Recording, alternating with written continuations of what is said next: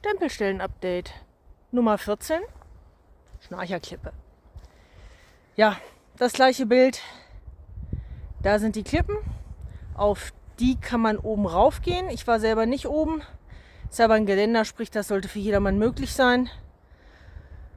Für jedermann ersichtlich, der Borkenkäfer auch hier. Wieder bestes Werk getan. Sehr schade. Das, wer Felsen mag, lohnt sich. Wer Wald sucht, ja, man sieht so ein bisschen im Hintergrund, aber nicht toll.